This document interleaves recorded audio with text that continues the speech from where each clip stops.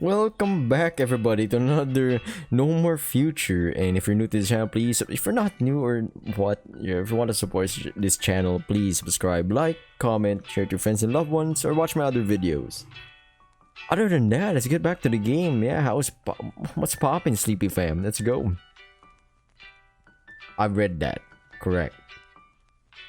Awesome. I can't thank you enough, Isaac. You don't have to, Nem. Take care, alright? Of course! Here, let me accompany you to the door. As you cross the threshold of the tiny dragon's apartment, you turn around and see him waving at you happily. Sorry for the background noise, it's my chair. From the living room. See you soon, Isaac. You too, hit me up whenever you have time. You know I'm lonely without you. You're not sure whether you're meant to laugh or be embarrassed at that comment, so you end up doing both as you begin to head upstairs. As your heart yet lingers in the Drake's joyous and colorful bedroom, you cast one final goodbye in its direction before beginning the slow ascent to street level. As you step outside, you're once again greeted by the cold breeze that stalks this rural town at night. The road is practically full of cars heading back home after a long work shift, while the sidewalks are occupied by adults and teenagers alike, who are either heading back to their apartments or leaving for the night. In spite of how busy your surroundings seem to be, your driver appears to be nowhere in sight. Seeing as though you appear to have some time to yourselves, you decide to resume your earlier conversation with your handler. Hey Nats. You hear the Labrador perk up from under her desk, shuffling some papers around as she does so. Yes? What's up? What was it you wanted to tell me about? We're on our own now, so we might as well get that out of the way. What was it? Oh, that! Sorry, almost slipped my mind. Are you sure you want me to tell you right now? I thought that maybe you wanted to wait for the car to arrive. It's alright. Doesn't really make a difference either way, does it? Besides, it's not like I have a whole lot to do while I wait. Your friend takes some time to gather her thoughts, but ultimately she decides to answer your query. I see. Well, here's what's up. You remember what happened this morning, don't you? With that FBI agent, sorry for the background noise, a car just drove past by. You briefly shudder as you recall that dreadful time alongside that twisted canine fellow. Yeah, I remember. Did something happen with him? Did he come back to my place while I was away or something? Not really. Look, do you remember what happened after he left? After he left? Quite a lot happened after that, truth be told, though you assume your helper only wants you to mention what happened directly following that heated exchange. Well, Jasper ordered Mary to blast the whole building with an EMP. Wanted to fry all the equipment they planted in my house or something. Yeah, Mary told me what happened earlier. Mr. Morgan previously sent in a team to get your place fixed up and remove all extraneous electronics from the premises.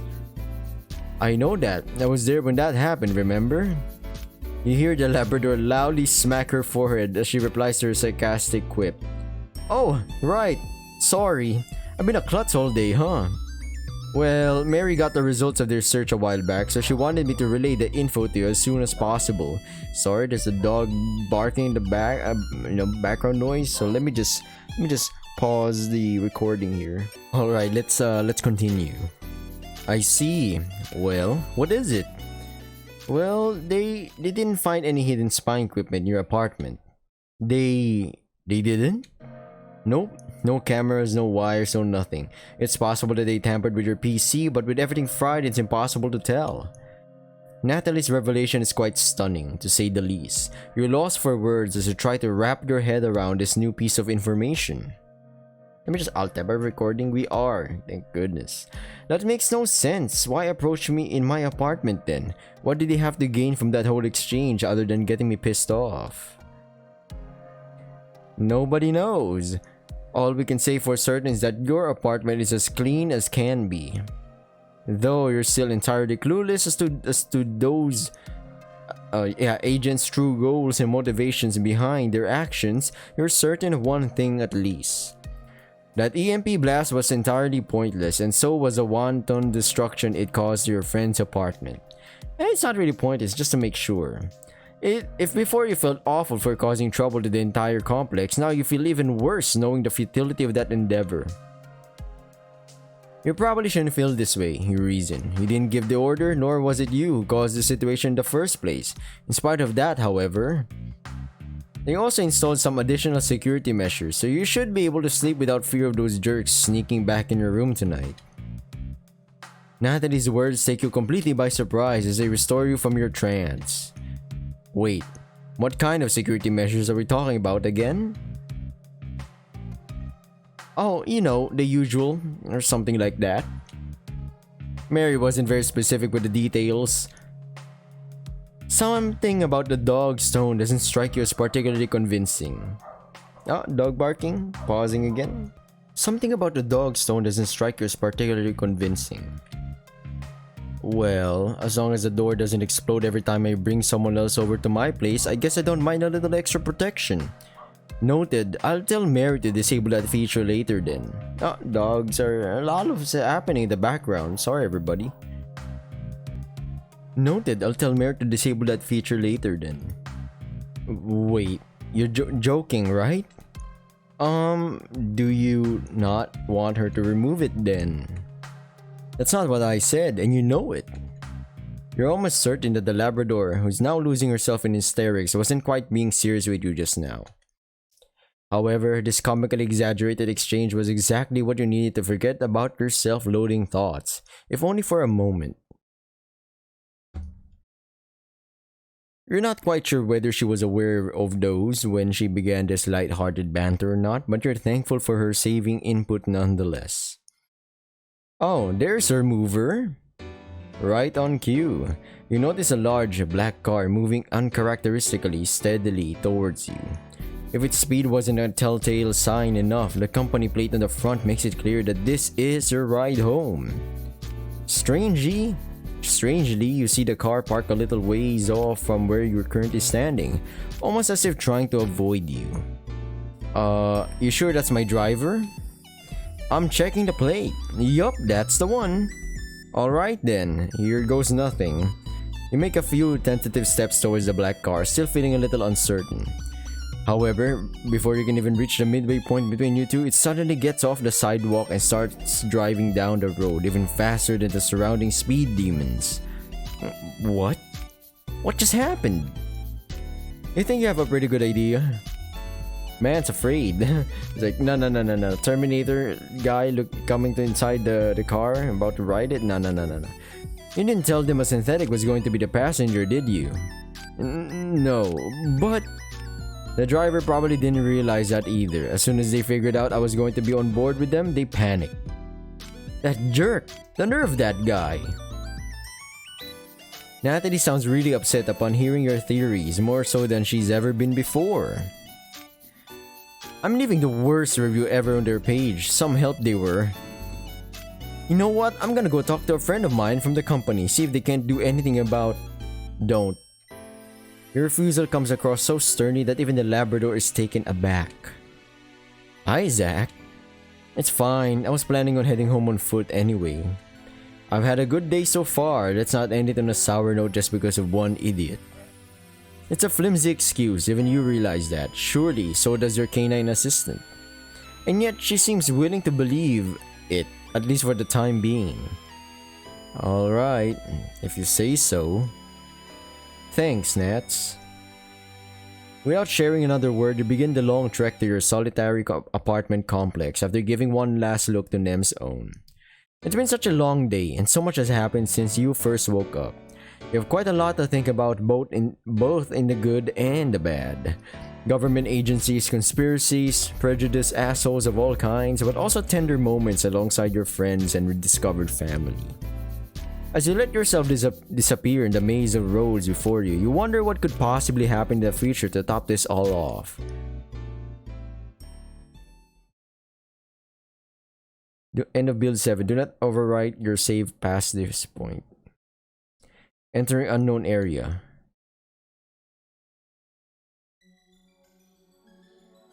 Welcome back. I've been expecting you. That look on your face. Do you recall us meeting before? No. Who are you? I see. Very well. Allow me to introduce myself. I am Renee, the owner and custodian of this library. I live here in this place, hidden in a small corner of the universe, imperceptible and unreachable to most. Though that is hardly important right now. After all, readers like you have far more pressing questions to address. The first and probably most important one. What is this nonsense and how do I get back to the cool story about androids and furries? Oh, why the surprise face? Of course I know about that story in this library. That novel is merely one of many carefully curated works and I am the curator. See, I even have the book right here. It looks so tiny right now, though I'm sure it'll only grow bigger as it continues to develop.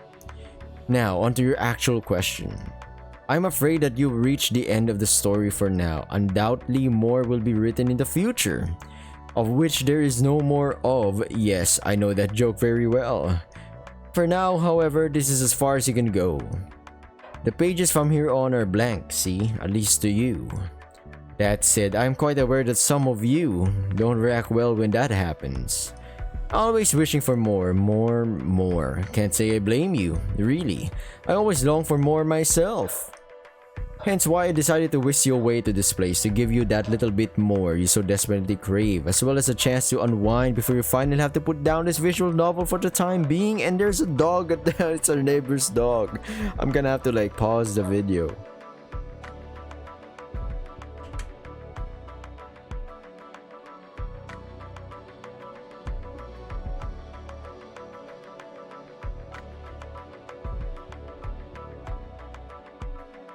A little unconventional, or so I've been told, but unconventional is the birthplace of interesting.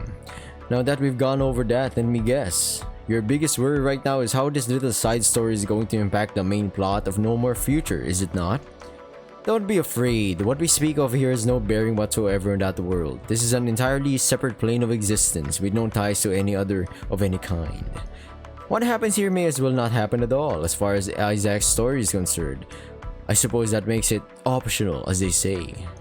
If this conversation bores you or you simply don't care, you'll be glad to know that this won't hamper your future reads of NMF as a result. We won't be discussing spoilers that are paramount to your enjoyment of the novel. This place merely exists to give people a chance to wind down and relax, not have them sweating from excitement. This isn't to say we can't have any fun conversations in the future, of course. In fact, I was hoping we could have one right after this brief explanation. All I'm saying, really, is that we don't need to have these talks if you don't want to. You can simply follow the regular story and quit as soon as I show up. I'm perfectly fine with that myself. Though this does remind me... You did heed that warning when you first came in, right? The one cautioning you against saving past the end of build signposts? I hope you did, for your sake. This place's time flow isn't the same as the novel you read so far, you see, whereas the contents of that story will remain more or less the same every time you go through it, barring the latest developments of course. Our conversations will likely be unique. Most of them, in fact, will only exist for a moment or so before being replaced by a new one the following update. Saving in the midst of one such conversation could be... catastrophic. Much like with you, it's possible I'll have to introduce myself to many more people to come in the future. Like I said, time here flows differently compared to what you're used to. Just remind me that we've already met, and I'll be sure to skip this introduction. Oh, shouldn't you be able to recognize me yourself? That might be problematic. Save for a general recognition of your presence and the occasional stray thought that wanders in the darkness, you don't exactly exist. Not in the conventional meaning of the word, at least. But I digress. Since you're still here, I might as well get on with what I was going to tell you earlier. Exactly. Come on, man. I know you have many questions now. Questions that you hope will be answered in the future, and maybe ones that you fear will never be answered at all. Fear not. I can provide you with the answers that you seek. When possible, at least. Nobody likes spoilers, after all. It's a perfect opportunity for you to learn things you might have never learned otherwise, for better or worse. And the question is fair game, so long as it's not too forward or inappropriate. We don't want to scandalize any poor children unlucky enough to read this novel now, do we? Of course, that means you can also ask about me in this library should you desire. However, be warned that I am under no obligation to give you truthful answers or even an answer at all. Either way, I'm sure the writer will warn you about it in advance. Now, allow me to explain how this works. Each time we meet, I should be able to answer between 3 to 4 different questions. Outstanding readers, whatever that means, gain the special perk of submitting questions that might be answered in the next build of the game. Dedicated readers and above get to vote on whichever questions they would like to see answered, and the top voted ones make it in. The rest are ignored, but only temporarily. They can be resubmitted at a later date and might make it in at some point or another. And like I said, our conversations are unique to each build of the game. If you miss one or have begun reading this story too recently, I'm afraid there's little you can do to read the answers you weren't around for. Unless you find a video about it or something, though I'd personally find that rather uncool. It kind of defeats the purpose, you see. Anyway, while we're at it, if you want to submit questions yourself or would you like to participate in the voting process, consider supporting the writers and the other developers on Patreon or Ko-Fi. Or Coffee. Any and all donations matter. Well, that's about it for now. Did you understand all that? Yes, I did. Why, I'm glad you did. Regardless, that concludes my brief summary on this place's purpose and the sort of content you can expect me to provide moving forward. I hope you will enjoy this intermission as well as the novel proper, of course. Having said that, it has been quite a while since I last spoke with you readers, hasn't it? I wish I could say this gave me the opportunity to find new and exciting topics to share with you all. But the truth is, I spent all of that time rearranging this place, discarding useless papers, rearranging some folders, fixing all the broken desks. Time truly flies staggeringly fast when you're having fun. And even more so when you're not. Unfortunately, thanks to all these duties I've had to attend to, I find myself devoid of new content to share with you all this time. And not just because our submission box was remarkably empty for a change. Regardless, given that NMF just went through a total rework of sorts, perhaps we can use this to our advantage. For the sake of all our newest readers who haven't had the chance to read the novel until now, or were waiting until the rewrites to truly get into it, I've decided to make all our past questions available for perusing just for today. That is to say, all 6 of them. It truly hasn't been that long since we started doing these, has it? Ah well, here's hoping that we get more opportunities to converse next year. Now then, what is it you wish to ask? What happened to Canada? Are there any humans in the world with innate abilities? What happens when a Cinda is not able to rule? Okay. Interested in that little bit of trivia, aren't we? I suppose a reader like you would be most curious about little details like those. Without delving into excessive spoiler territory, I will confirm that more or less all humans are equal in terms of physical ability and intellect. While you might be wondering just how fair a fight between a flamingo and a tyrannosaurus would be in the world of NMF, you'd be surprised to learn that assuming that they're both in peak condition and of similar build, it'd be remarkably balanced. Though their external appearance might match that of their animal, each human's inner body resembles more so that of a human than their feral counterpart, with minor adjustments to compensate for unusual limbs, heads, or tails. Some people might be bigger or smaller compared to others, but even then it's difficult whether to attribute it to their species or sheer luck of the draw. Modern medicine, for what it's worth, doesn't often need to discriminate between species for the same treatment. Though, alternative solutions are required in the most extreme of circumstances. It goes without saying that with the bones and muscles of a regular human, modified body parts such as hooves instead of feet or spikes growing on one's back are entirely cosmetic, as are extra limbs such as wings or tails. So they can't really fly. Interesting. That doesn't mean that hooves have extra toes in them, or that wings are made of finger bones, or that whatever creepy suggestions you can come up with have any basis in reality, however. Those body parts are real, and are built the same way as their animal counterparts. They simply don't work the same way they do in the original equivalents is all. As for more complex feats, I'm afraid the truth is rather disappointing. Some people can fly, sure, but that's solely because of abilities, and even those aren't exclusive to winged humans, or humans, sorry. Species that would never be able to swim in their fetal state don't prevent humans who can be associated with them from winning the Olympics. As you've likely already picked up on your own, aside from their unique peculiarities, humans in general aren't all that different between one another. Furthermore, while many have tried to link specific abilities to this or that species or animal genus, no clear connection between them has yet been made. There are a few more things I could mention about abilities in particular, but I fear that we're getting a tad sidetracked now. Best to end this line of inquiry before I... Dogs having a stronger sense of smell, cats being unruly parasites, I see what you mean. If you're wondering whether an animal's feral and human counterparts are similar under this particular aspect, once again it's rather difficult to say.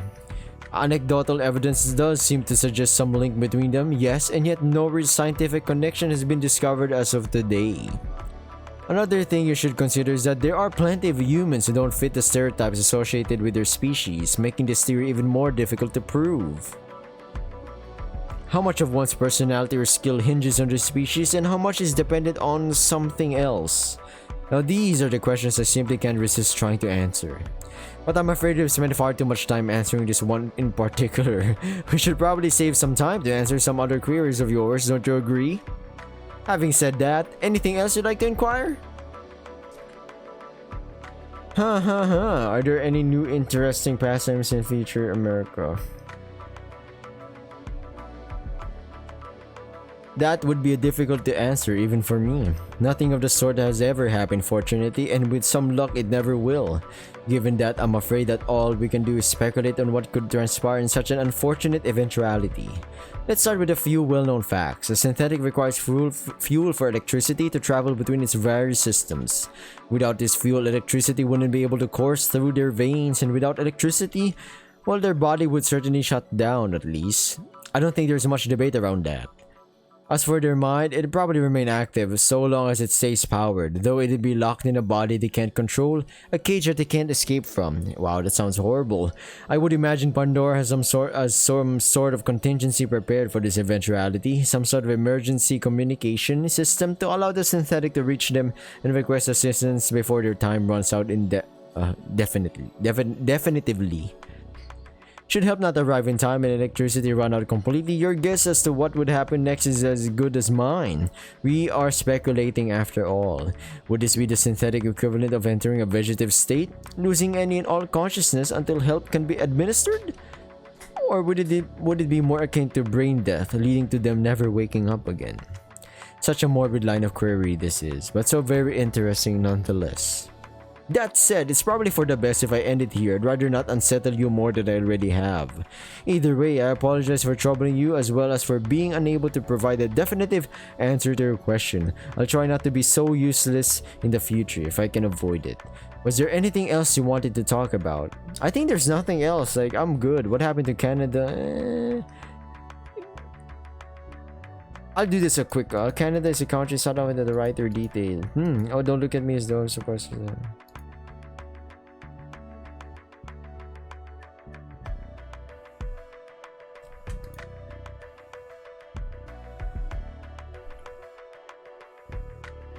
Okay, exists in 2047 when, after a decade of political strife caused by unstable governments and ineffective politicians, a socialist revolted to the creation of the People's Republic of Vancouver. Okay, increasing taxes, inflation.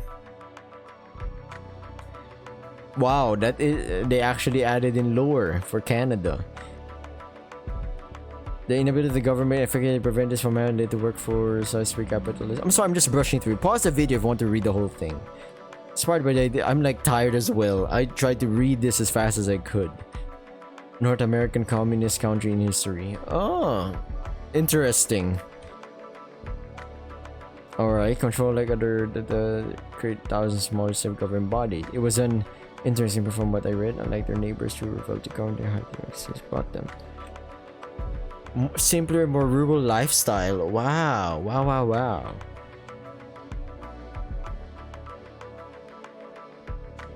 Okay, the royal ceremony this form government is really gonna address. You like experience? Oh, there's a lot, man. There's a lot of extra lore. Why did they ask this? Mass exodus for the next 5 years.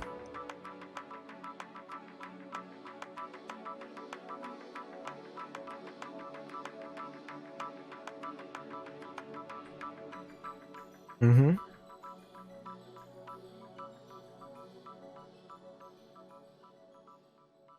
And there's where so as to not spoil anything, please forgive me for that. So they arrive. Something has they are for now. I'm going to say that Canada isn't all that different from the. So it's Canada. They did all this like lore history, no civil war, and they're now still Canada. Interesting. Wasn't expecting such an answer. Alrighty then.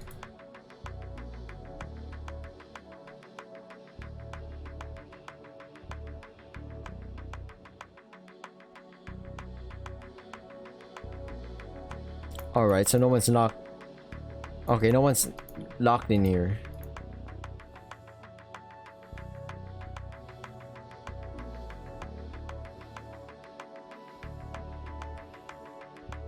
Wait a minute, didn't I already ask this question? I've heard enough. Alright, what happens here? I'll see you later. And that's it, everybody. That's the end of No More Future. I'll be seeing you in another game, I guess, or in No More Future. You know, in the next update. Right now, it's under development, if I recall.